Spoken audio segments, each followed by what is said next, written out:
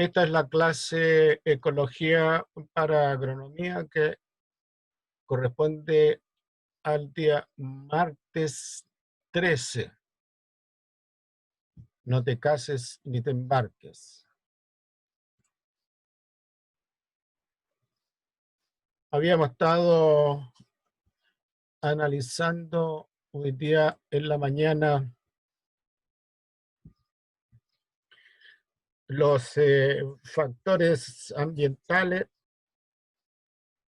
que inciden sobre el funcionamiento del individuo.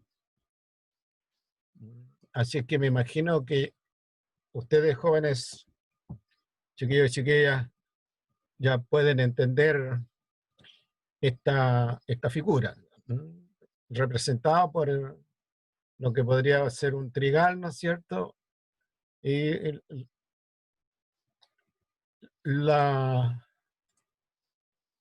los distintos factores que conforman el entorno de este coleóptero, algunos de los cuales son de naturaleza física, otros de naturaleza química y otros de naturaleza biológica. No falta hacerle una mirada, darle una vuelta a lo que vamos a entender por los factores biológicos.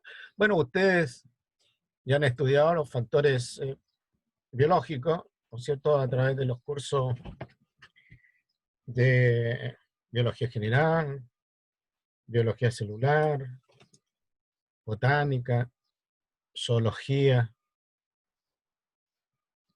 me imagino yo, fisiología vegetal, etc. Así que tienen o debieran tener alguna idea relativamente clara al respecto. Pero de todas maneras nosotros nos vamos a enfocar desde una perspectiva ecológica. Así es que entrando en materia, podemos señalar que el análisis de los factores biológicos lo podemos hacer en dos etapas. Una etapa de carácter más general y otra etapa de carácter específico. Hay una definición por ahí que dice que los seres vivos son derivaciones de la materia, energía e información. Constituyen arreglos de átomos y moléculas que, además de las propiedades físicas y químicas, tienen propiedades biológicas. Mirado desde otra perspectiva, podemos decir nosotros que los seres vivos son estados especiales de la materia, ya que cualquier materia tiene o está tiene características o propiedades físicas y químicas. Bueno, esta materia que nosotros llamamos materia animada o ser vivo, agregan a eso propiedades que nosotros llamamos propiedades biológicas.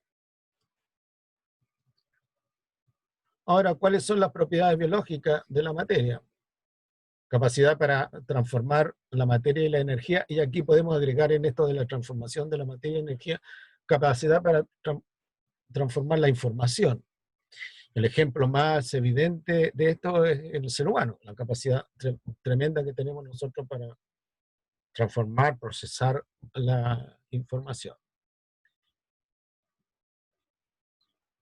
Otra propiedad biológica de la materia, ¿no es cierto?, es el crecimiento y desarrollo. Tenemos que diferenciar entre lo que es crecimiento, señalando que el crecimiento es un proceso de aumento del tamaño, la masa corporal, el volumen. Y desarrollo es una especialización de los distintos componentes del sujeto. Entonces, un sujeto que no ha logrado llegar a la etapa en que está sexualmente maduro, bueno, nosotros pensamos que ese sujeto está en desarrollo hasta que el sistema reproductor madura, tiene capacidad para formar gametos, gametos masculinos, gametos femeninos, y en el caso de muchos animales como el ser humano, bueno, la capacidad de la hembra para tener en su interior a un nuevo individuo, un individuo que está en desarrollo. Entonces, no confundir crecimiento con desarrollo. Otra propiedad biológica de la materia es la reproducción con herencia y cambio adaptativo. Muchos seres vivos se reproducen a través de mecanismos reproductivos llamados asexuales. Bueno, ahí hay una transmisión de ciertas características hereditarias, pero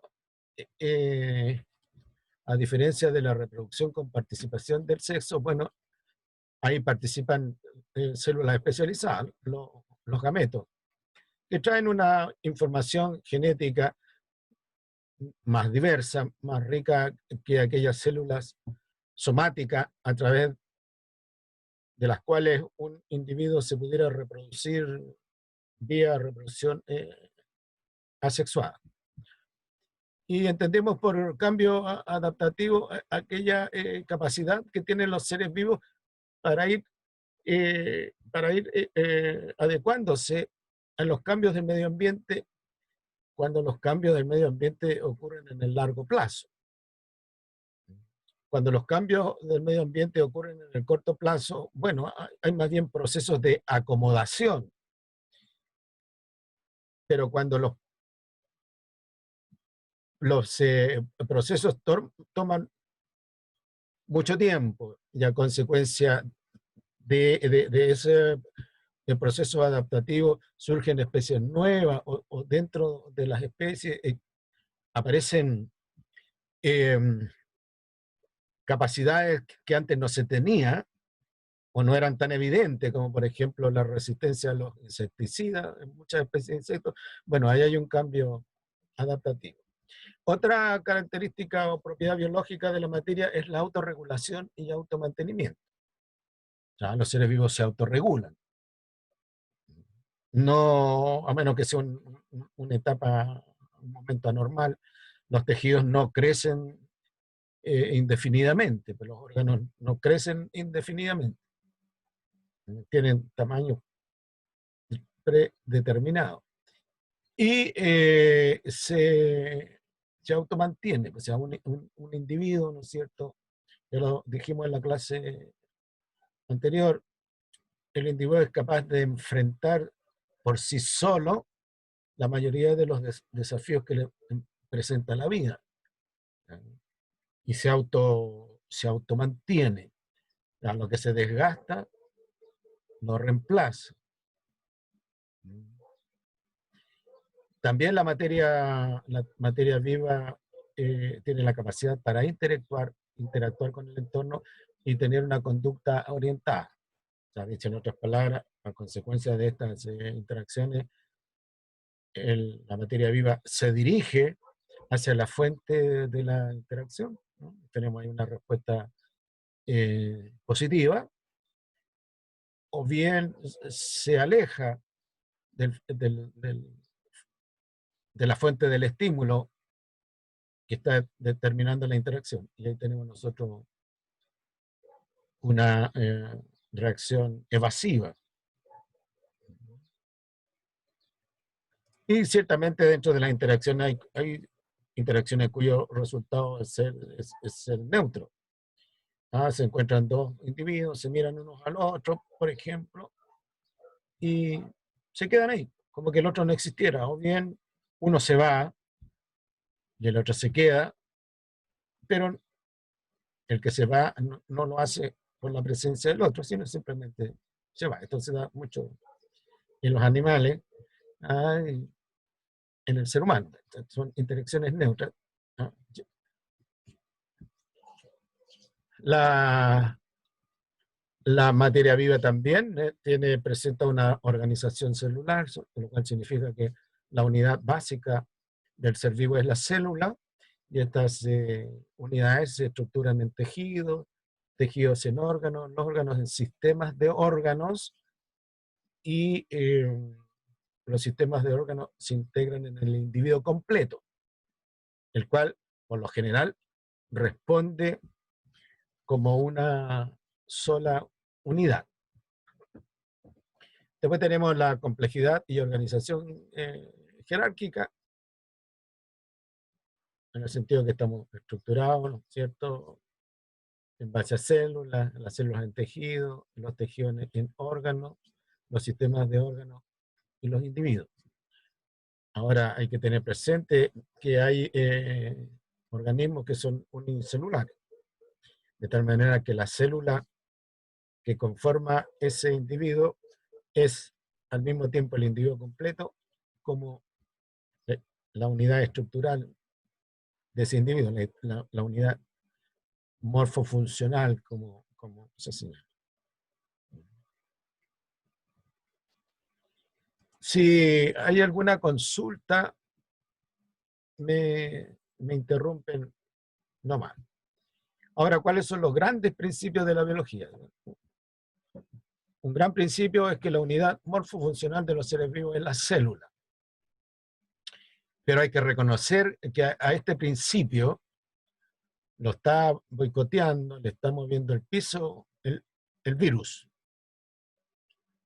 En el momento que nosotros le asignamos la condición de ser vivo al virus, esto de la unidad morfofuncional de los seres vivos, la célula, se viene abajo, ¿no? Y se desploma gran parte de la teoría celular, por no decir toda la teoría celular. Hay alguna una discusión en torno a eso, no está resuelto el problema. Pero los virus, a consecuencia de esta pandemia, han aparecido, se han ubicado en el tapete público. Así que no sería extraño que hubieran algunas nuevas ideas respecto de los virus. Desde este punto de vista, ¿no es cierto?, los virus son un quebradero de cabeza, dolor de cabeza, a los biólogos, porque los biólogos tienen el principio, que el fundamento de la teoría celular, que la unidad morfofuncional de los seres vivos es la célula. Toda materia que se precie de ser vivo está constituido por células. Puede ser una sola célula o muchas células. Y otra generalización, que es importante desde el punto de vista de la ecología: los seres vivos tienen una organización jerárquica de complejidad creciente.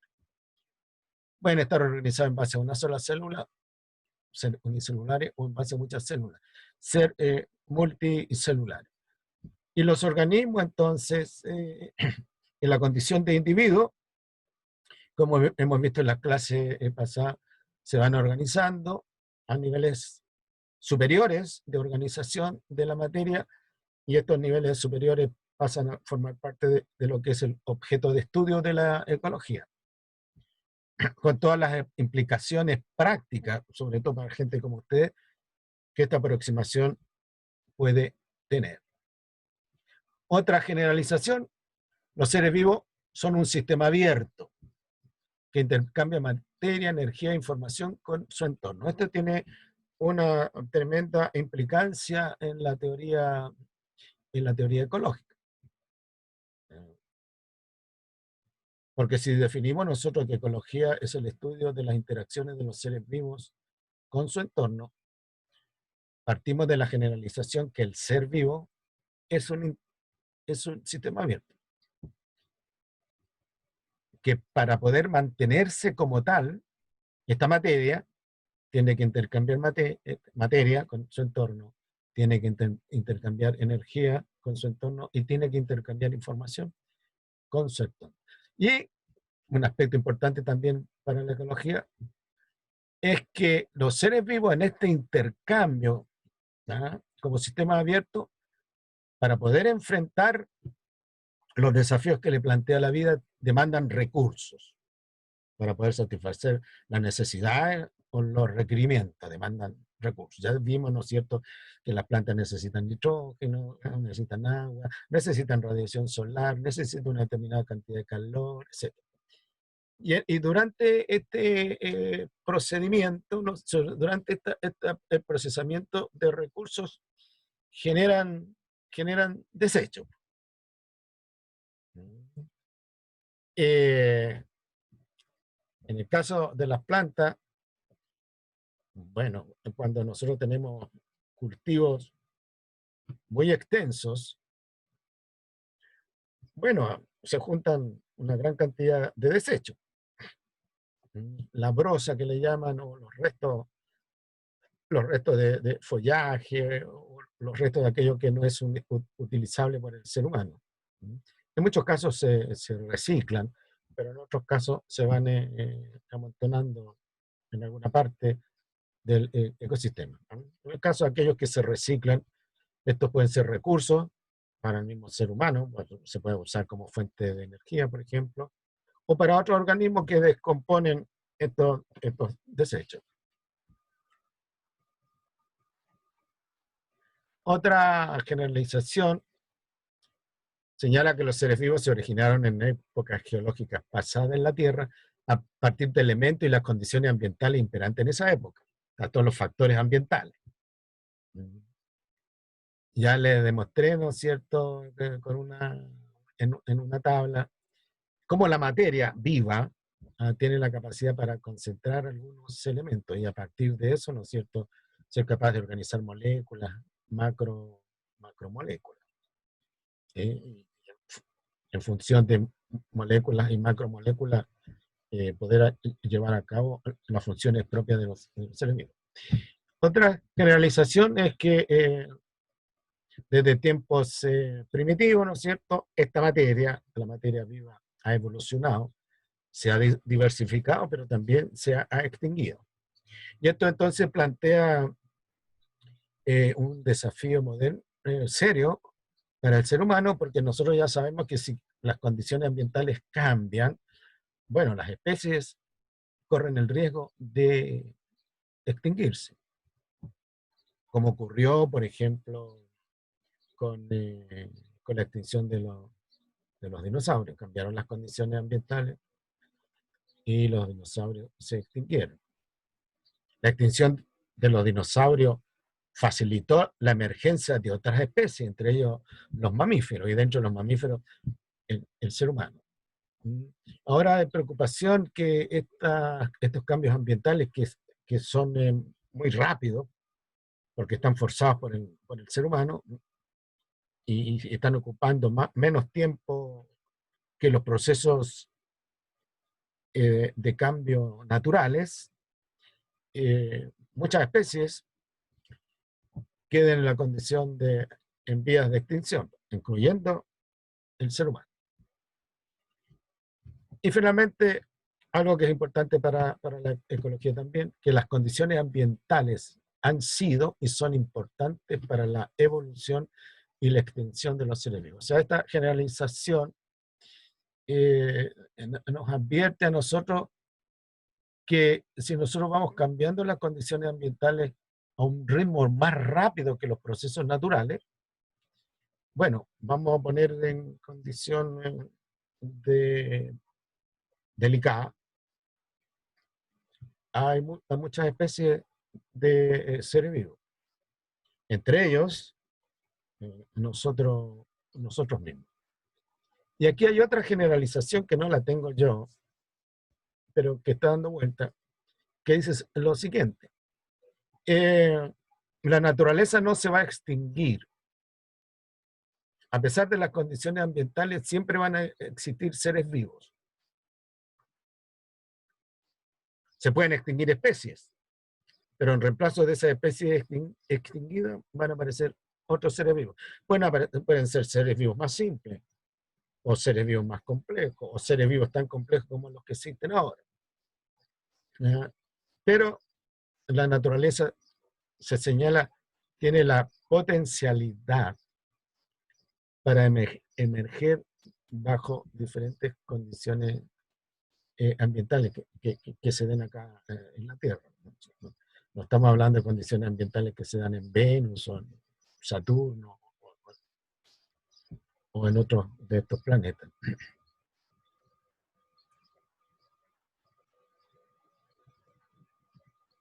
Bueno, sí.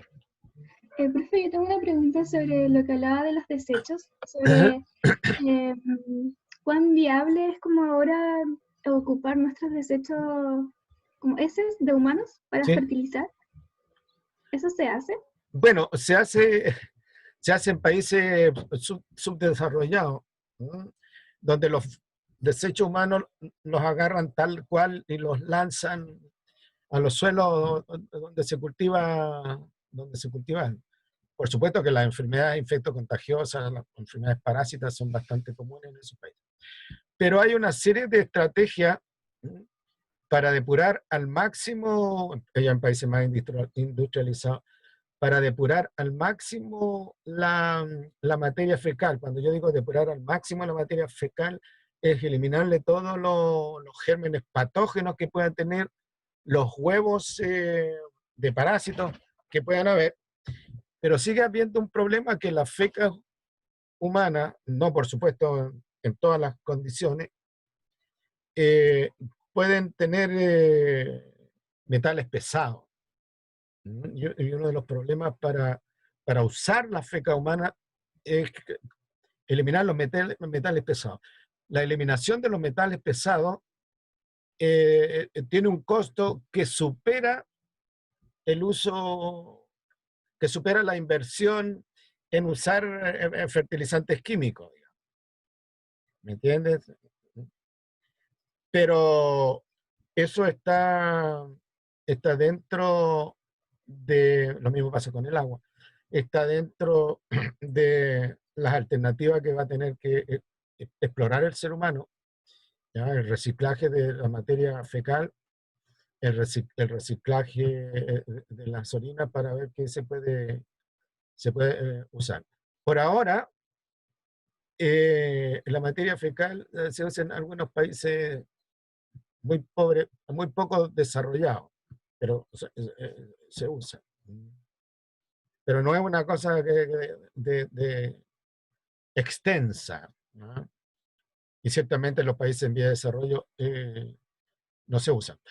Pero la razón fundamental es presencia de metales pesados en muchos casos, presencia de sustancias, presencias de huevos de parásitos y presencia de algunos organismos patógenos.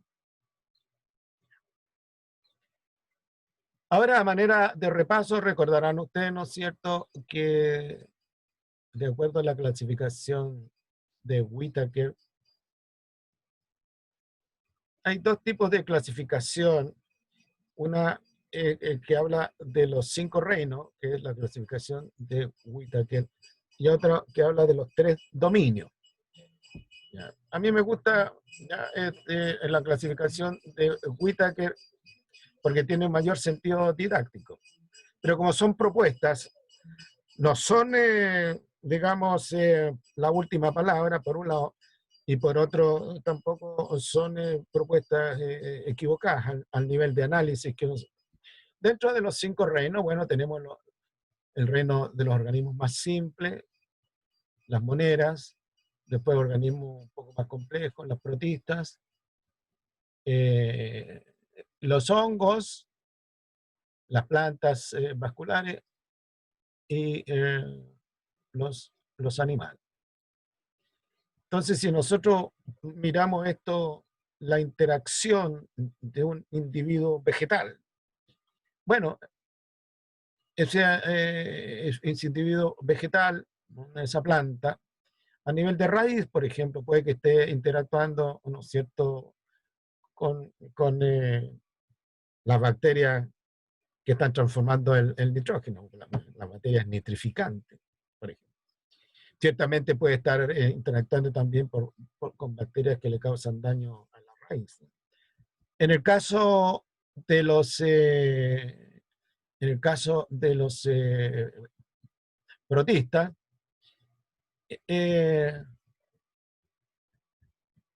las plantas no tienen una interacción muy intensa con protistas. No conozco yo alguna enfermedad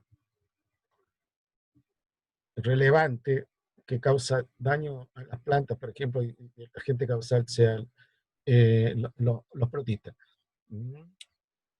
Sin embargo, los protistas, sobre todo los protistas con clorofila, son importantes en la producción de materia orgánica de manera artificial, en piscinas, por ejemplo.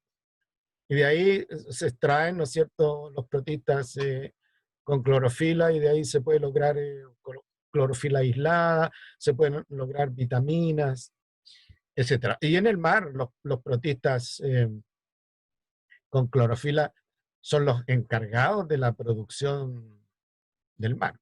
Mar abierto me refiero, no en las costas están los protistas celulares, multicelulares, bueno, las algas, por ejemplo. Después tenemos, ¿no es cierto?, las plantas, los hongos, ¿no? Ciertamente las plantas interactúan con los hongos a través de la rizósfera, por ejemplo, pero claro, hay hongos que causan daño, fungosis, a las plantas. Y después tenemos los animales, donde hay interacciones que son positivas, interacciones que son perjudiciales, interacciones que son neutras, como veíamos hace un tiempo atrás. Entonces, los factores biológicos del entorno de una planta está representada por monedas, por animales, por hongos y por sus otras plantas, fundamentalmente. No estoy diciendo que no hayan protistas, pero no son en el entorno de las plantas, estoy hablando de plantas vasculares, no son muy, los encuentros, digamos, no son muy rutinarios. Bueno, hay una clasificación simple de tipo celular de los organismos, organismos celulares, organismos multicelulares, aquellos que son multicelulares pueden tener tejidos, órganos y sistemas de órganos. Ahora, esto es un aspecto importante que no estoy tan seguro yo que lo hayan revisado en el curso anterior. Las funciones de los organismos en los sistemas naturales. Si tenemos, por ejemplo, un ecosistema, un agroecosistema, donde las plantas son los elementos importantes, porque es un agroecosistema. Bueno, la función de las plantas es la producción de materia orgánica, que el ser humano, ¿cierto?, le va a dar distintos sentidos. Pero en ese agroecosistema nosotros vamos a encontrar animales, y los animales cumplen una función de transformación de la materia orgánica. Ahora bien, esta transformación en algunos casos es bastante importante porque aceleran el ciclaje de la materia y además aceleran la liberación de energía, la hacen gradual, mejor dicho. Gradúan la liberación de energía. Dicho en otras palabras, si yo tengo un bosque donde hay gran cantidad de materia vegetal acumulada, digamos, sobre la superficie del bosque, hojas que se han ido acumulando. Ahí hay mucha energía acumulada. Y situaciones como estas generan grandes incendios forestales. Entonces, ¿qué es lo que hacen los animales? Esa energía que se pudiera acumular en el piso del bosque, cuando el animal se alimenta de la hoja en pie, del follaje, bueno, ahí está liberando la energía. Y además, a través de las fecas, está acelerando el movimiento de los nutrientes, fertilizando el suelo, sobre el cual actúan microorganismos que terminan descomponiendo o mineralizando esa materia orgánica. Después tenemos el rol de los animales. Después tenemos el rol de las protistas, bacterias y hongos. Bueno, estos también ayudan a liberar la energía acumulada, pero también transforman la materia orgánica a través de dos procesos. El proceso de la descomposición, que es la transformación de la materia orgánica compleja en materia orgánica más simple, sobre la cual pueden actuar bacterias, por ejemplo, y la mineralización de la materia orgánica, lo cual son procesos que van un poco más allá de la descomposición, donde la materia orgánica simple se descompone, se transforma en materia mineral, en sustancias inorgánicas. Entonces, por ejemplo, en la descomposición de un cuerpo, ¿verdad? El cuerpo se descompone, las proteínas se descomponen, los hidratos de carbono que hay se descomponen, los lípidos que hay se descomponen, etcétera, de una manera gradual, pero al final, en el proceso de mineralización, quedan disponibles los nutrientes, especialmente nitrógeno, ¿verdad? Pero pueden ser nutrientes como el sulfato, los fosfatos y otros nutrientes inorgánicos que son importantes para el crecimiento y desarrollo de las plantas. Entonces, en un agroecosistema equilibrado, naturalmente equilibrado, bueno, se espera que estén presentes todos estos bichos. Plantas, que es lo focal, digamos, animales, protistas. ¿Cuál es el problema? Que a veces los animales se desbandan y se transforman en plagas. Y eso ya no le conviene al agricultor o al empresario que está produciendo un determinado bien agrícola. ¿Profe? Déjate terminar y dale, a mantener estos agroecosistemas con todos estos componentes no es fácil y no es barato, y también va en contra de lo que es la agroindustria clásica, en el sentido que en la gran industria clásica, la gran agroindustria clásica, bueno, todo mecanizado, todo industrializado, así que tenemos un cultivo, por ejemplo, de maíz, cuya extensión se pierde. ¿Me entiendes tú? Y si hay alguna plaga, aplicamos enfermedad, aplicamos pesticidas, aplicamos plaguicida,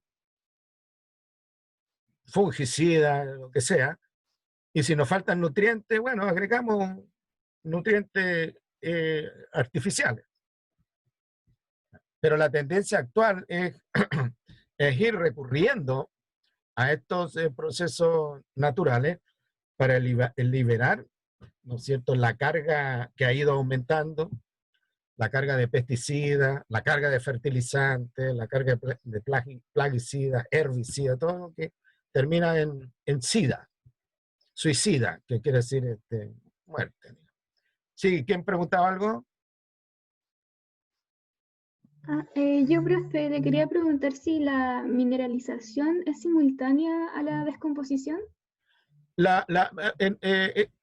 A ver, ocurren simultáneamente, pero son son distintos procesos, pero como se dan en espacios relativamente reducidos y llevado a cabo por distintos organismos, bueno, todo eso se da casi al mismo tiempo. Pero yo te puedo decir, por ejemplo, en un cuerpo que está muerto, la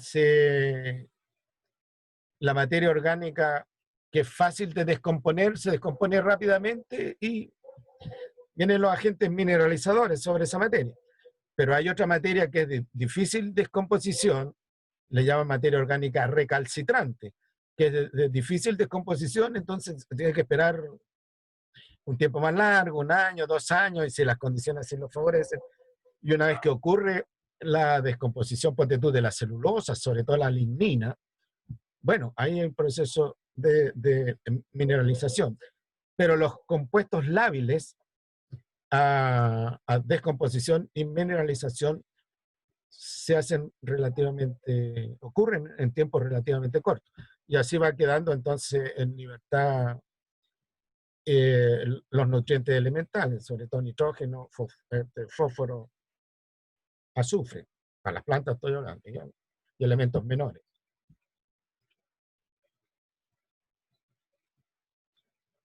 Ahora, ¿cuáles son la contribución de los seres vivos al ser humano? Bueno, prestan servicios ecosistémicos. Prestan servicios ecosistémicos. Por ejemplo, un servicio característico es el servicio que proveen muchos insectos, abejas y mariposas en la polinización. ¿Ya? Ese es un servicio ecosistémico. Los procesos de descomposición y mineralización, por ejemplo, en vertederos o en lugares donde hay materia orgánica acumulada, fíjate, provistos por microorganismos, son también servicios ecosistémicos. Lo que te puede hacer un parque, una arboleda, un parque importante en una ciudad, en favor de la limpieza del aire, o sea, captar el anhídrido carbónico que anda dando vuelta y el oxígeno tirarlo hacia afuera. Bueno, ese es un servicio ecosistémico. De allí la importancia, ¿no es cierto?, que en las grandes ciudades existan parques que tengan vegetación que capte el anhídrido carbónico y lance a la atmósfera, al aire de la ciudad, oxígeno. Otro servicio ecosistémico que te aporta la vegetación es, bueno, favorecer el relajo de las personas, contribuir a la salud mental de las personas. Fíjense, durante el fin de semana pasado, en algunos lugares vegetados de Santiago, bueno, mucha gente fue a caminar, fue a gozar de los niños, con los niños, a gozar del paisaje, etcétera, porque también, ¿no es cierto?, el entorno vegetacional, como en general es de menor temperatura, mayor humedad, produce sensaciones agradables en las personas. Ciertamente muchos animales causan daño y enfermedades. Piensen ustedes en la tríade esta: coronavirus, murciélago o pangolín, no está claro ahí, y ser humano. Y después, ser humano como animal versus otros seres humanos en la dispersión del virus. También los seres vivos, la vegetación, constituyen elementos del paisaje, elementos patrimoniales del paisaje. Nosotros nos sentimos orgullosos del bosque, del bosque del tercio más del sur del país, de árboles muy longevos, por ejemplo, que contribuyen al paisaje típico de la zona centro-sur, las araucarias, los coigües, los raulíes, los alerces. Y aquí, bueno, lo característico de nuestro, podemos decir, ¿no es cierto?, las cactáceas. Sin embargo, las cactáceas, a diferencia de México, por ejemplo, donde las cactáceas en el desierto de México, ¿ya?, contribuyen a una característica peculiar del paisaje de esas regiones. En el caso nuestro, las cactáceas no son, pero son parte de lo que encontramos en el paisaje. Y finalmente, muchos organismos asumen procesos industriales, sobre todo los microorganismos. Piensen en la fabricación de pan, piensen en la fabricación de cerveza u otras sustancias fermentadas, en el reciclaje ya industrial de materias fecales, de desechos orgánicos, la transformación de la basura doméstica, o sea, basura orgánica, que se puede transformar por acciones de las lombrices de tierra, de las bacterias, de los hongos que viven en el suelo, etc. Entonces, los seres vivos en relación a lo que le pueden proveer al ser humano, aportan una serie de beneficios, pero también aportan una serie de perjuicios, sobre todo si el ser humano no se cuida de esto. No es culpa de los animales. Piensen ustedes, por ejemplo, que enfermedades como la malaria, enfermedades epidémicas en ciertas regiones del mundo y además pandémicas, endémicas y epidémicas, eso es lo que quiere decir, endémicas y epidémicas en ciertas regiones del mundo. O sea, la malaria está asociada a un protozoo, a un mosquito y al ser humano. Ahora, ¿cómo se dio eso? ¿Cómo se explica eso? Bueno, por cientos de años de evolución entre estos tres componentes de la tríada de la malaria. Entonces, si nosotros no tenemos cuidado respecto de combatir los hábitats donde se cría el mosquito, bueno, ahí van a haber mosquitos. Y si no tenemos el cuidado de curar a los enfermos de malaria, bueno, siempre va a haber una provisión de protozoos causantes de la malaria. Y así es una serie de enfermedades como la enfermedad de Chagas, lo mismo pasa con parásitos, etc. Lo importante que hay que tener claro que muchas de las enfermedades de importancia histórica, estas que ocurrieron en el pasado y ahora estas, se dan en organismos que están o han estado evolutivamente relacionados. Como, por ejemplo, pasando a otro ejemplo, los insectos polinizadores. Ya les decía en clase pasada que hay insectos que se especializan en polinizar un tipo de planta, entre ellas están las orquídeas. Y a la inversa, plantas que son polinizadas por un solo tipo de insecto. Y eso es el resultado de años de evolución entre ese insecto y esa especie de planta.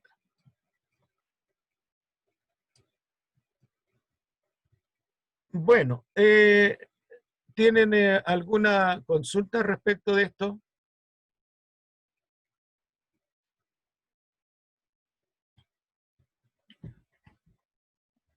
Si No, no hay, profe. si no hay consulta, vamos a pasar al siguiente tema entonces.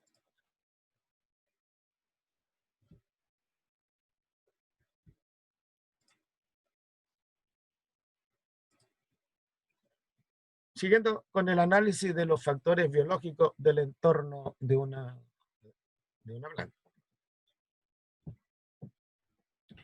Entonces, dentro del entorno de una planta, factores biológicos que pueden ser positivos a la planta, factores biológicos que pueden ser negativos a la planta y factores biológicos que pueden ser neutros.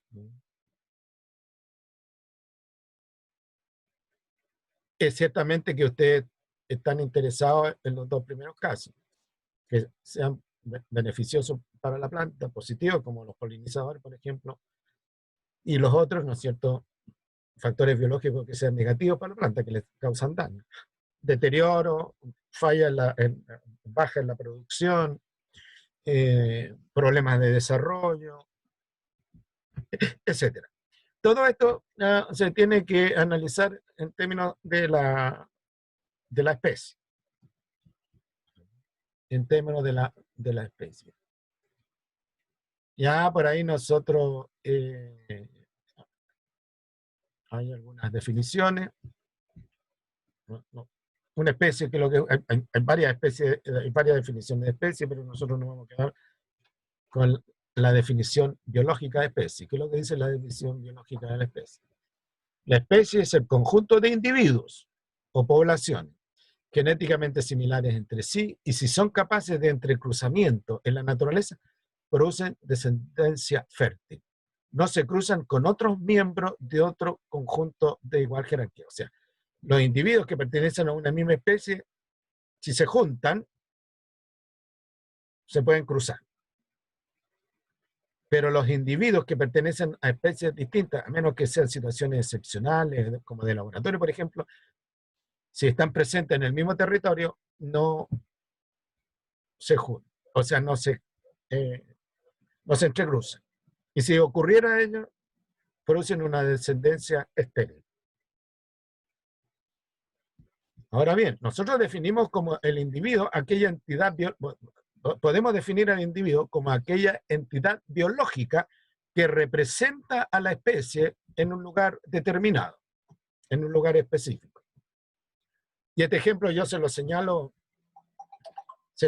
a los estudiantes de Ingeniería Civil Ambiental. Les digo, bueno, si van a instalar ustedes un proyecto en la punta del cerro, y en la punta del cerro se encuentran 5 ejemplares de una especie que está protegida, especie de planta, que está protegida por ley, ¿ya? Y el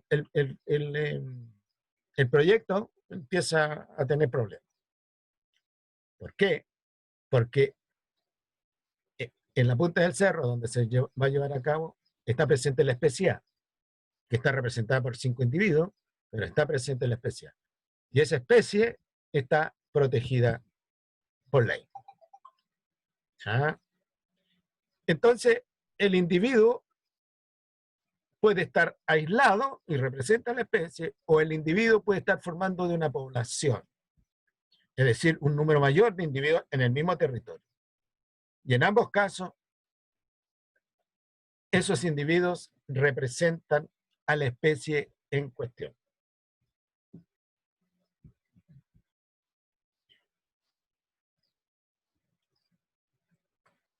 Bueno, tengo aquí un ejemplo, el perro. Vean ustedes que el nombre científico del perro actual es Canis lupus. Es hasta ahí el mismo nombre científico del lobo. Y le ponemos nosotros Canis lupus familiaris, y en vez de ser el lobo, es el perro. Ahora, por actividad de mejora genética artificial, este Canis lupus se fue diversificando en una serie de distintas formas de perro. Y esto es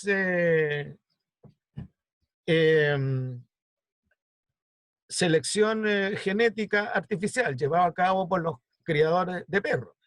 Así tenemos perros como el pastor alemán, perros chicos, como ese no es chihuahua, pero ya nos salió el chihuahua, este creo que es un Doberman, el gran danés, el perro de San Bernardo, etc.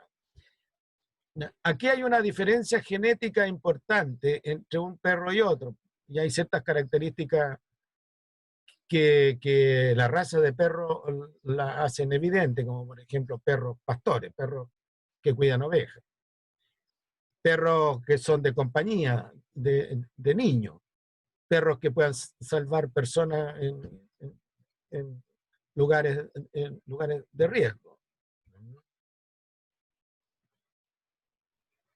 Siguen perteneciendo a la misma especie porque se pueden entrecruzar y dejar descendencia fértil. Pero en el caso de algunas razas de perro, la cópula se hace difícil, por ejemplo, entre un gran danés y un chihuahua. Piense usted un gran danés macho y una chihuahuita hembra, o a la inversa. Pero si se hace in vitro, ya bueno, los gametos todavía, la composición genética de los gametos todavía es compatible. Lo mismo pasa, ¿no es cierto?, con las plantas, pero aquí nosotros con las plantas no hablamos de raza, como en el caso de los animales, que es en raza de vacas que producen leche, raza de vacas que producen carne, raza de pollo que se vuelven locos poniendo huevos, otras razas, ¿no es cierto?, que mandan toda su energía a la producción de carne. ¿Para qué decir de los cerdos, ¿no? Etcétera. En el caso de las plantas, bueno, se habla de variedades. Entonces, una gran diferencia es entre animales, razas y perros, razas entre animales y variedades entre plantas. En el caso del ser humano, las diferencias no son tan grandes como las que ustedes ven acá para que nosotros hablemos de raza negra, raza amarilla, raza blanca. Esa fue algo que se manejó hasta mediados del siglo pasado. De tal manera que para el caso del ser humano es un error hablar de raza negra, por ejemplo. Son diferentes manifestaciones de la diversidad humana. Las diferencias no son tan grandes en términos genéticos como para ser achacables a referencias debidas a diferencia debida a separación por raza. ¿Ya? Ojo con eso. Entonces el ejemplo de nosotros mismos, qué tan diferentes entre sí somos. Bueno, no me voy a detener en esto, pero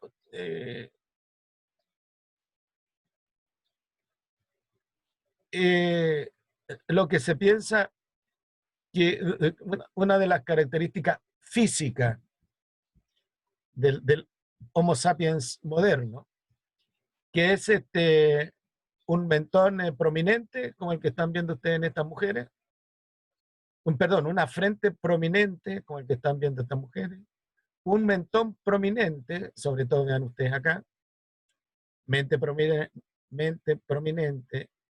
mentón prominente, y como ven ustedes en estas mujeres. Este estilo de rostro, sobre todo en estas dos mujeres, estas son actrices, es la tendencia, ¿ya?, en términos de apreciar, apreciar lo que se entiende por belleza en el ser humano, por lo menos en términos de rostro. Pero en caso del ser humano hay otras características que complementan, como por ejemplo la capacidad para comprender lo que le ocurre, la capacidad para predecir el futuro, la capacidad para crear cosas, etcétera. Pero ahí tenemos nosotros gente, ¿ya?, que son diferentes, pero que no están a nivel, estas diferencias no son a nivel de raza. Todos relativamente parecidos, por supuesto que hay algunas diferencias. Color de piel, piensen ustedes en ese personaje, color de piel, color del pelo, ¿no es cierto?, estructura del pelo. Vean ustedes esta chiquilla de piel muy clara, pero notarán que predominan en lo que dice color de pelo, color de piel, los tonos intermedios. Entonces, aquí a nivel del ser humano ya no se habla de raza, sino que expresiones diversas del ser humano, que es distinto el caso de las plantas, variedades, y es distinto el caso de los animales, raza. Bueno, ¿cuál es la importancia de las especies? Proveen recursos al ser humano, son recursos económicos, eso está claro, pueden cumplir roles ecológicos importantes en ambientes naturales y artificiales y proveen servicios al ser humano. Ahora bien, ¿qué es lo en las últimas tendencias? ¿Qué se está haciendo más evidente, ¿ya?, respecto de las especies? La protección a la biodiversidad. Proteger a las especies,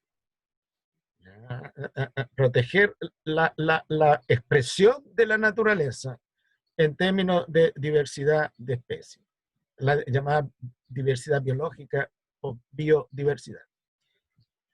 ¿Cuál es el rol que ha jugado la agricultura, y particularmente la agricultura de comienzo del siglo pasado, cuando la agricultura se hace una industria, la agroindustria, que ha ido afectando a la biodiversidad? Primero porque se ha ido expandiendo, ¿no es cierto? Y ha ido destruyendo los hábitats de otras especies, el uso excesivo de fertilizantes, el uso excesivo de pesticidas, etcétera. Y ha ido afectando, ¿no es cierto?, de manera negativa la biodiversidad. Entonces ahora hay movimientos de todo tipo, filosóficos, éticos, religiosos, políticos, que apuntan a proteger, conservar la biodiversidad. Sobre todo aquellas especies que a nosotros nos resultan carismáticas. Una especie carismática es una especie que a nosotros nos despierta algo. Ejemplo de especies carismáticas: el koala, ¿ya? La ballena, el delfín, El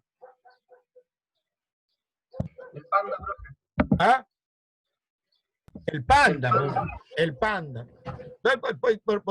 Por nombre los más emblemáticos, y que no existen acá en la zona, pero yo he visto en un viaje que hice a Chañar de Aceituno, la gente lagrimar, sollozar, yo no sé si de felicidad o no sé qué, al ver a los delfines cuando suben sobre el agua y saltan, o la ballena cuando hace su gracia. Vean ustedes que cuando aparecen un par de pumas, ¿no es cierto?, en las calles de Santiago se mueve medio mundo. Lo mismo pasa cuando un cóndor llega al balcón de un departamento y se hace presente, digamos, sobre todo si hay algún asadito ahí. Entonces, uno de los conflictos que tiene la agricultura moderna, sobre todo cuando es a nivel industrial, la agroindustria, es que en muchas regiones del mundo ha afectado la biodiversidad. Y por lo tanto hay un movimiento, llámenle ustedes ciudadanos, de expertos, movimientos filosóficos, científicos, por ir reduciendo al máximo posible esos impactos.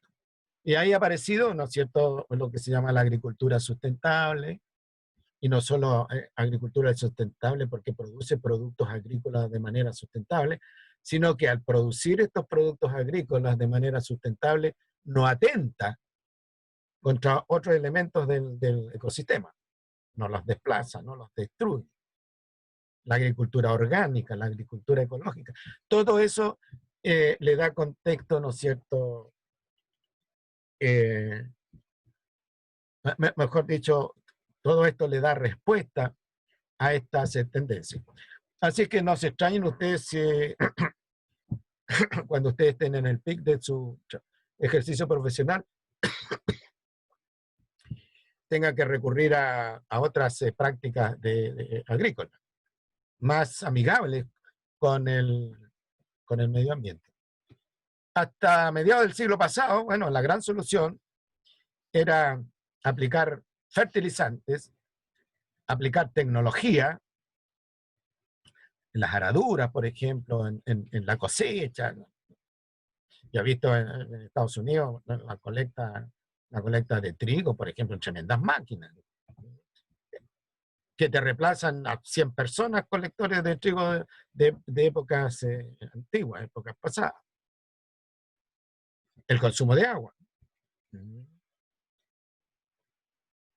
Se produjo por allá por la década de los 50, gracias al uso de estas estrategias, un salto en la productividad agrícola fenomenal, que al científico, que era también agrónomo, que fue el principal promotor del uso de fertilizantes, el uso de pesticidas, le dieron el premio Nobel.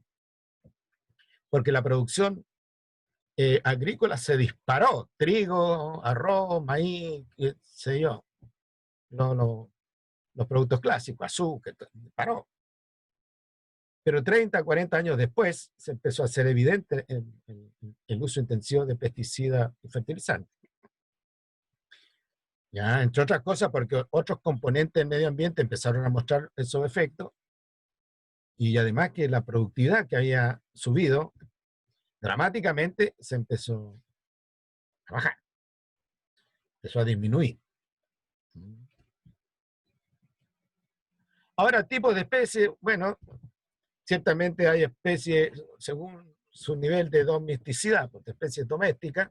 Hay algunas especies domésticas que no pueden vivir en ausencia del ser humano, necesitan del ser humano para poder vivir. Y uno de esos ejemplos, el trigo actual, el arroz actual, el maíz actual. Especies silvestres son aquellas que están viviendo en el campo, especies salvajes también, y las especies asilvestradas son especies o grupos de individuos, sin haber llegado a ser especies nuevas, pero grupos de individuos que ya son bastante distintos de la doméstica, como por ejemplo el caso de los caballos salvajes.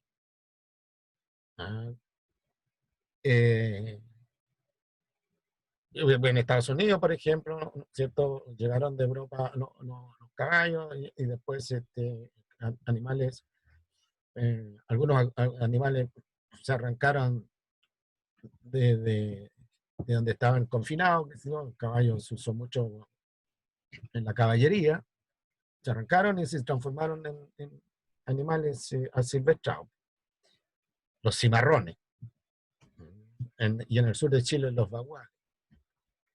Caballos semisalvajes, que tienen todas las características de caballo, excepto aquellas que le hacen ser un animal dócil. Después tenemos nosotros el origen, que es importante esto, según el origen, especies nativas, especies introducidas. En el caso de la agricultura, bueno, la mayoría de las especies de importancia agrícola son introducidas. Pero en los últimos años, algunas especies nativas se han ido valorando. Se han ido buscando la forma de mejorar, ¿no es cierto?, su cultivo, hacerlo la especie más dócil, mejorar su productividad.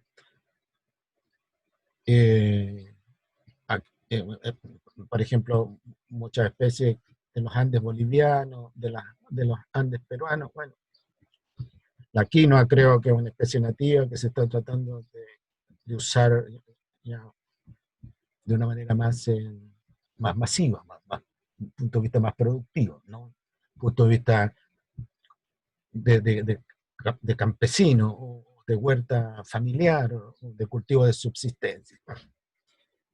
Después tenemos nosotros la distribución geográfica, las endémicas, que muchas veces coinciden con las nativas, y las cosmopolitas, que muchas veces coinciden con las introducidas. Piensen que una especie vegetal es cosmopolita, ¿ya? Generalmente representa en un sitio en particular una determinada variedad, resistente a la salinidad del suelo, resistente a la falta de agua. Y así se pueden cultivar en distintas partes del mundo. Ahora, desde el punto de vista de relaciones con el hombre, especies perjudiciales, especies beneficiosas y especies neutras. Están ahí, pero no nos van ni nos vienen. Esta también es importante desde el punto de vista de la conservación. Especie que alguna vez estuvo presente en el territorio y ahora no está en el territorio. O especie que alguna vez estuvo presente en la naturaleza y ahora ya no está. Ejemplo, los dinosaurios. Ahora, hay una categoría interesante de extinta en estado silvestre. No se encuentra a campo traviesa, pero puede estar conservada en algún zoológico, si estamos hablando de animal, o en un herbario o en algún parque donde se estén conservando estas especies. En peligro crítico, que es una especie que, si bien es cierto, existe en la naturaleza, pero son tan pocos los individuos que hay que cualquier alteración de su hábitat, cualquier pesticida, cualquier presencia humana o presencia de animales domésticos, perros, por ejemplo, las transforman extintas en estado silvestre. Después tenemos en peligro, hay que diferenciar especies en peligro crítico, especies en peligro. Obviamente las de peligro crítico están en una condición peor que las que están en peligro. Especies vulnerables, ¿ya? Son especies que presentan algunos puntos débiles en su exigencia. Por ejemplo, hay especies que se ponen nerviosas con la presencia del ser humano. Especies que se están empollando, ¿no es cierto? Llega ruido humano, movimiento de camiones, movimiento de vehículos, bueno, se pone nerviosa y pierde el comportamiento de empollar, por ejemplo, y se va. Especie casi amenazada, preocupación menor y datos insuficientes. Entonces, en un agroecosistema, bueno, puede darse el caso si el agroecosistema es lo suficientemente grande que se pueden encontrar en algunas regiones sitios especiales, hábitats reducidos, especies que están en alguna categoría de conservación. Lagartos, por ejemplo, serpientes, alguna especie de sapos, si hay un estero, ¿no es cierto? Y en ese estero hay sapos y hay ranas, bueno, y ese estero que es expuesto a los contaminantes, a los fertilizantes, bueno, le vamos a cambiar la calidad al agua y esos sapos mueren. O metemos nosotros animales domésticos, perros, que buscan por aquí, buscan por allá, y se alimentan de esas cosas. Por ejemplo, los guanacos, las crías de guanaco, sufren mucho con los perros hambrientos, porque los perros hambrientos son complicados, sobre todo estos perros asilvestrados, que atacan, digamos, con estrategia de manada. Entonces, animales nativos como guanaco, por ejemplo, en el sur los pudúes son afectados por perros. A veces las crías de gato montés, y esos son depredadores, las crías de zorro frente a estos perros hambrientos, que son bastante hábiles, inteligentes los animales. Y ahora recuerden que podríamos pensar nosotros que el perro doméstico es una subespecie de lobo, ¿no? Y yo les tengo que decir que a veces los perros hambrientos, si lo pillan solo usted en un parque nacional, digamos, lo pueden atacar. Lo atacan a uno en la Plaza de Serena, lo ladran, lo molestan y le pegan tarascones en la Plaza de Serena, con mi razón, si lo pillan solo a usted, ¿no? Han pasado casos. No ha habido muerte, pero sí reporte de eso. ¿Para qué decir si pillan a un niño? ¿No? Gente que anda ahí haciendo ecoturismo, pillan a un niño, va a tener que pasar susto con eso. Ahora, número estimado de especies chilenas, estas son especies nativas, plantas no vasculares, hay 1.400 especies, plantas vasculares, 5.500 especies, moluscos, 1.187, y eso que nosotros tenemos una gran costa, y la mayoría de los moluscos es marino. Crustáceos, 600, también la misma cosa, una gran costa, que la mayoría de los crustáceos son marinos. Insectos, veamos la cantidad de insectos que tenemos, no deja de ser menor, 10.000 especies de insectos. Peces marinos, poco, 1.182 peces marinos, de nuevo, con la gran costa que tenemos. ¿Y para qué decir peces de aguas continentales? 44.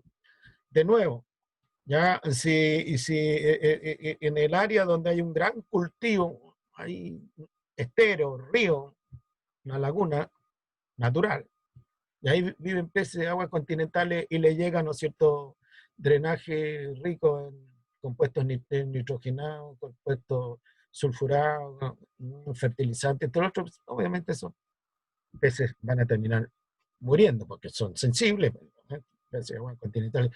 Estas especies de peces de aguas continentales son casi fósiles vivientes. Anfibio, 56 especies, ¿no? Rana, ¿no es cierto? Sapo, muy dependiente de las condiciones de calidad de agua. Reptiles, los peces de aguas continentales, todas las especies están protegidas, los anfibios, todas las especies están protegidos, los reptiles también, las aves, muchas especies están protegidos, y los mamíferos, muchas especies están protegidos. Fíjense, por ejemplo, lo que se ve acá, que los reptiles aquí en el Valle del Elqui. Los reptiles ocupaban todo el valle, desde el borde del río, ¿no es cierto?, para qué decir los anfibios, ¿no?, en el borde del río y en el río propiamente tal, y se repartían para arriba los reptiles, hacia las laderas de los cerros. Bueno, se plantaron parronales ahí, con un alto consumo de agua y alteración del hábitat de los reptiles, y obviamente que disminuyó la dotación de reptiles. Estos animales necesitan a veces sol directo, donde los animales se calientan en las mañanas para poder, ¿no es cierto?, activarse e ir a buscar las presas. Entonces, hay a veces una dinámica que es un poco perversa, ya en relación a la agricultura tradicional. En muchas partes del mundo la agricultura tradicional, entendiendo por ella el uso de fertilizantes, el uso de pesticidas, el uso de sustancias químicas para poder controlar las plagas y para poder mejorar la productividad del cultivo, está siendo desplazada por técnicas que son más respetuosas de los otros elementos del medio ambiente. Mamíferos, 110, ¿cierto?, y otros grupos menores. Total, aproximadamente tenemos alrededor de 31.000 especies nativas. ¿Ya?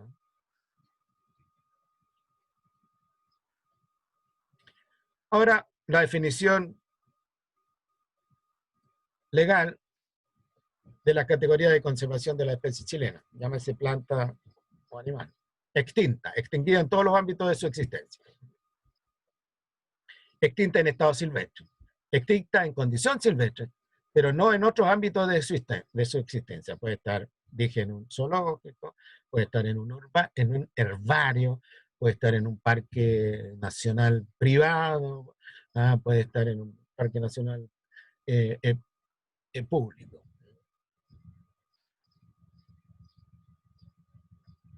En peligro crítico, enfrenta un riesgo extremadamente alto de extinción en su estado silvestre.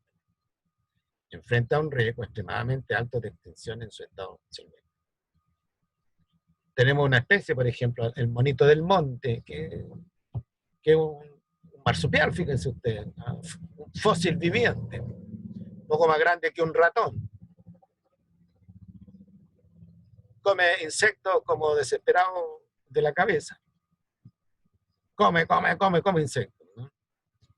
ese animalito ¿ya? Vive en zonas, en matorral alto, no en ambientes muy húmedos, pero está en peligro crítico, especialmente por el uso de pesticidas. Porque piensen ustedes que el pesticida no solo se aplica, no solo cae en el cultivo, sino que cuando se reparte el pesticida, bueno, el viento se lleva el pesticida para otros lados. El pesticida se reparte por el agua. Bueno, y así como hay animales que reparten semillas, también en el plumaje, en el pelaje, bueno, ciertos animales reparten los pesticidas también. Y animales como este, bueno, el animalito del monte, son extremadamente sensibles. En peligro, enfrenta un riesgo muy alto de extinción en su estado silvestre. La diferencia está en peligro crítico, en peligro de unos riesgos extremadamente altos y otro riesgo alto. Vulnerable, enfrenta un riesgo alto de extinción en su estado silvestre. Casi amenazada, está en vías de satisfacer uno de los últimos criterios, los que están allá arriba. Preocupación menor, no satisface los criterios anteriores, y datos insuficientes, no hay información adecuada.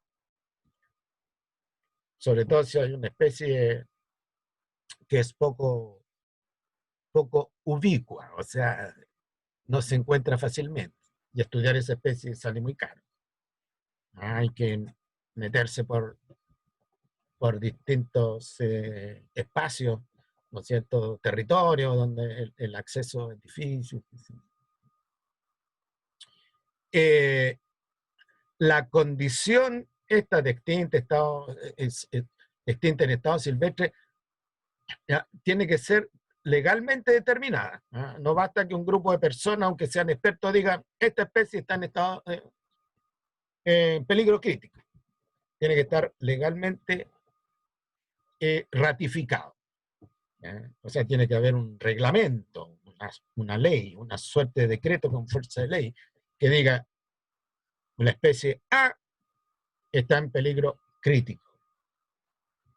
Y donde se encuentren individuos de la especie A, ese ambiente donde están esos individuos de la especie A, aunque sean 5, 3, 4, ¿ya? De alguna manera se tiene que proteger. Y no puede entrar la parte productiva, ¿ya? La parte productiva no puede entrar en conflicto con esos individuos. Si no le sacan multa, se le crea a la empresa una imagen que no respeta el medio ambiente, etc. Acuérdense ustedes que las empresas ahora tienen un sello verde, por ejemplo, ¿ya? Pero también tienen un sello de responsabilidad social. Si explotan a los trabajadores, ya esa empresa en el sistema de los empresarios empieza a tener mal nombre, responsabilidad social. Pero también hay un sello, responsabilidad ambiental. Esa empresa respeta el medio ambiente. Y aquí se entiende que el respeto al medio ambiente, se respetan los distintos componentes del medio ambiente, las aguas, ¿no es cierto?, el aire, el suelo, la vegetación, flora, fauna, etc. Y por supuesto que especies modernas no quieren tener una sanción social como un timbre, ¿ya?, que les ponga en el pecho a los propietarios, a los accionistas o quien compre, porque a veces, por lo menos en Estados Unidos, la gente se pone de acuerdo y dice, no vamos a comprar manzanas chilenas porque el papel con que se envuelve la manzana chilena es tratada químicamente. Y no compra la manzana chilena. Así que el importador no tiene a quién venderle las manzanas chilenas.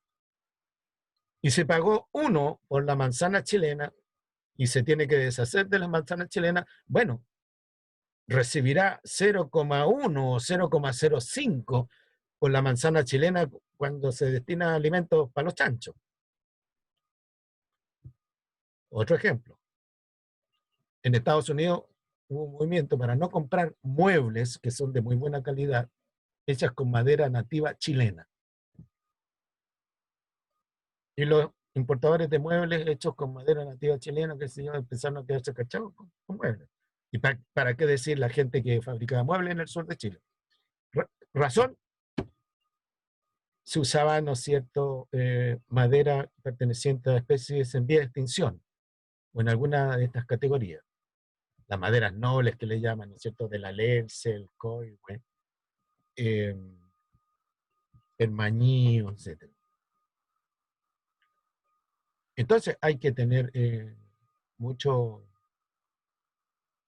cuidado cuando se exportan, por ejemplo, frutas, que la producción de esa fruta, la producción del vino, ha sido amigable con el medio ambiente. ¿Mm? Y ahí ustedes tienen un rol tremendamente importante, ¿no es cierto?, sobre todo los desafíos futuros que van a tener. Y de allí la razón, ¿no es cierto?, para que tengan cursos de ecología, porque escuchan lo que yo les estoy diciendo, ¿no es cierto?, pero también lo escuchan con el fundamento biológico, el fundamento científico. No es una religión. Nos estamos pidiendo actos de fe acá.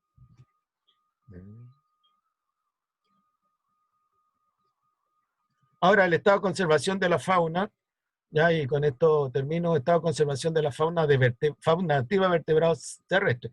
En extinta, una especie de mamífero, una especie de ave en peligro, 15 especies de mamíferos, 10 especies de ave, una especie de reptil, 6 especies de anfibios, 17 especies de peces de aguas continentales, ya 15 especies vulnerables, 15 especies de mamíferos. Si uno revisa esta lista, le voy a subir la clase, si uno revisa esta lista se da cuenta que muchas especies nativas están en algún estado especial de conservación. Son pocas las especies, ¿no es cierto?, que aparecen sin problema.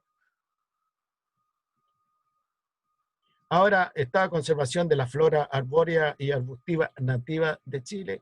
En peligro, 11 especies vulnerables, 26 especies raras, 32 especies. Y ahí tienen algunos monitos, que estoy seguro que ustedes los miraron cuando estudiaron zoología. Especies nativas: huemul, gato montés, el pudú, el zorro chilote, la ranita de Darwin, el chungungo, coleópteros endémicos, vean la diversidad de coleópteros endémicos. Especies carismáticas, bueno, el guanaco, los pingüinitos, los delfines, las ranas también están siendo especies carismáticas, los lagartos. Bueno, eso muestra la diversidad de los moluscos chilenos. Estos son moluscos gasterópodos. Bueno, y la diversidad de la flora, que es lo que puede interesarle más a ustedes. Un paisaje de una quebradita al norte de Vallenar, hacia la costa. Vean ustedes, desierto florido. El bosque laurifolio de Valdivia en un momento de floración, el bosque maulino en otoño, bueno, la flora nacional. Y aquí tienen una enorme diversidad de especies vegetales propias de la zona nuestra, de los vilos hacia Caldera.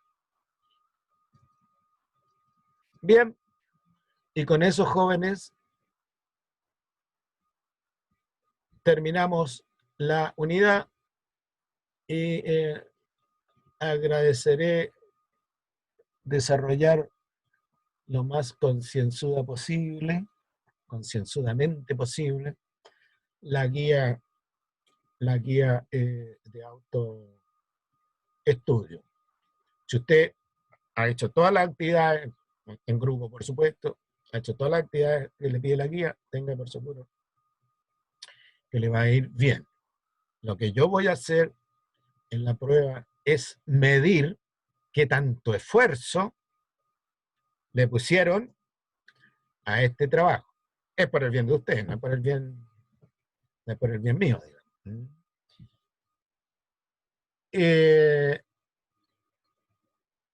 Bueno, nosotros nos estaríamos encontrando, ya no, ya. El 27 en la mañana, a la hora de clase, yo voy a estar atento por si alguna persona tiene duda al respecto, tiene algún problema al respecto.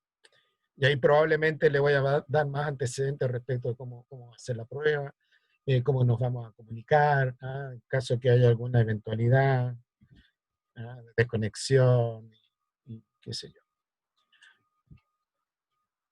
¿Algún comentario? ¿Pregunta?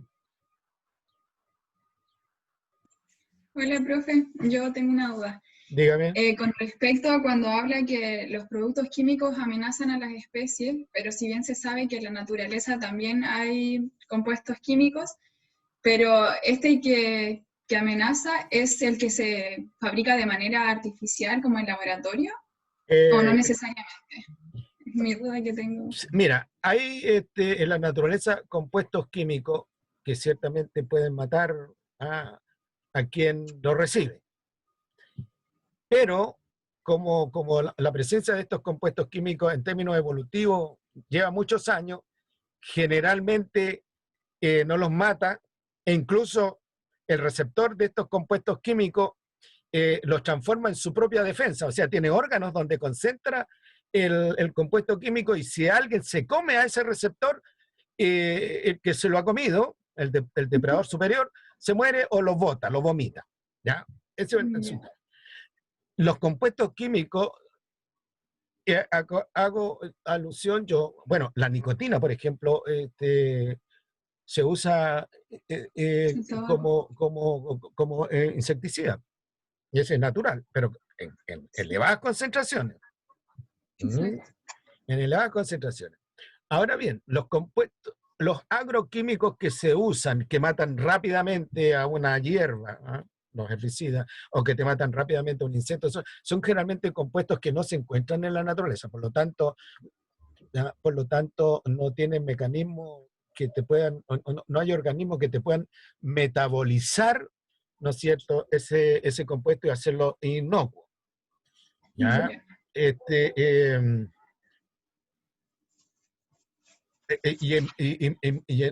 en esto se descansa mucho la propiedad que tiene el insecticida, el pesticida, mejor dicho en general, el pesticida de permanecer en la naturaleza. Ahora no. Ahora se están buscando pesticidas muy dirigidos a la plaga en cuestión y que duren poco tiempo, para que después ese pesticida no... Ahora, pesticidas que duran mucho tiempo, producen, con pesticidas que duran mucho tiempo, se produce un fenómeno que se llama biomagnificación del pesticida. Se estudió eso en el DDT. Resulta que el DDT, a medida que va pasando por cadena trófica, tiende a concentrarse, por ejemplo, en el hígado, o tiende en el hígado, ¿ya? Y afecta el metabolismo del calcio, de tal manera que muchas aves empezaron a disminuir su abundancia porque los huevos empezaron a perder calcio. Se hicieron huevos blandos, entonces cuando el ave los empollaba, aplastaba el huevo. Pero el pánico aumentó cuando se detectó que la leche materna del ser humano habían rastros de DDT. Podrían salir hijos, ¿no es cierto?, con problemas de los huesos. ¿Ya? Entonces, eso es el fundamental, lo agroquímico. Pero la tendencia es ir usando agroquímicos cada vez que no tienen un periodo de persistencia, mucho tiempo, más dirigido, ¿no?, que maten de sincol a jote y que tengan, que sean más naturales. Ya, profe. Quedó más claro. Muchas gracias. Ok. ¿Alguna otra pregunta? A pesar que se va a cortar, bueno, jóvenes, se va a cortar la comunicación. voy a desconectarme. Que tengan una buena tarde. Chao, profe, cuídese, que esté bien. Chao. Gracias. Que Chao. esté bien. Igual.